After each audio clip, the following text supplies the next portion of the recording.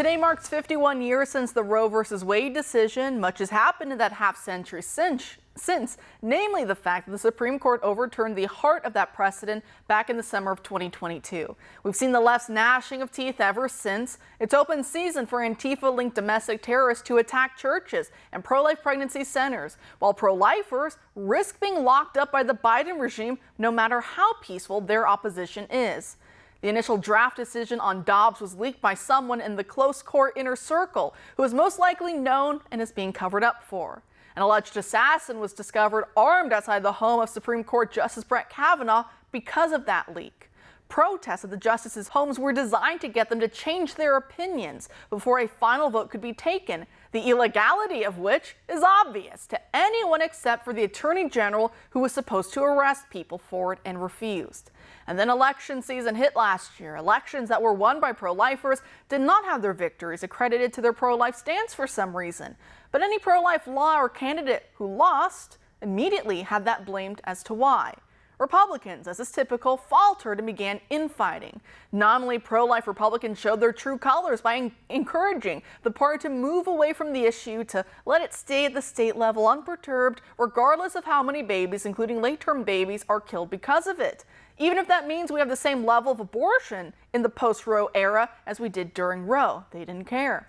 So that's why this year will be such a fight, because not only are we fighting the left, but some elements of the right as well. And the Biden White House is exploiting that division, so watch out.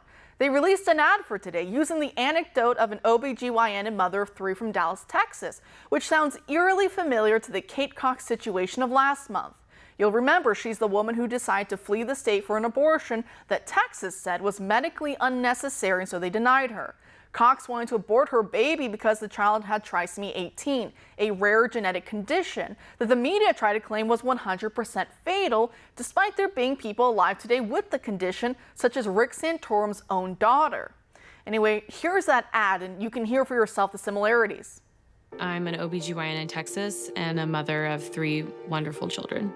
Having this beautiful, messy, chaotic, but wonderful family, it's the joy of my life. I never thought that I would need an abortion for a planned pregnancy, but I did.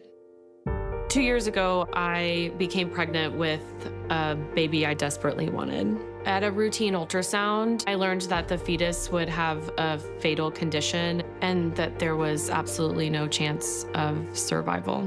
In Texas, you are forced to carry that pregnancy, and that is because of Donald Trump overturning Roe v. Wade. The choice was completely taken away. I was to continue my pregnancy, putting my life at risk. It's every woman's worst nightmare, and it was absolutely unbearable. We need leaders that will protect our rights and not take them away, and that's Joe Biden and Kamala Harris. Notice how Biden and Kamala were careful to stay away from the green-haired feminists in this ad. They picked a woman who's both a doctor and a mother who doesn't appear, at least to us, to be anti-baby or anti-man or anything like that. They make the issue revolve around the vague idea of medical necessity, even though what they're advocating for beneath the soft lighting and warm smiles of this ad is pure genocide, no different than what Hitler ordered against those with disabilities regardless of ancestry. Joining us now to discuss is Sean Carney, the president and CEO of 40 Days for Life. Sean, thanks for being here tonight. It's good to be back. Thanks for having me. Great. So what do you make of that ad we just saw? They're obviously trying to give the pro-abortion side a new facelift after all the crazy feminist, protesting, rioting that we've seen. But, this was released on the heels of this year's March for Life on Friday. And what do you make of it? Yeah, it seems to be another case where you get no details and it just seems made up. I mean, the doctor didn't share what the disability was, but that the baby somehow wouldn't survive. How many moms have been told that, and the children live?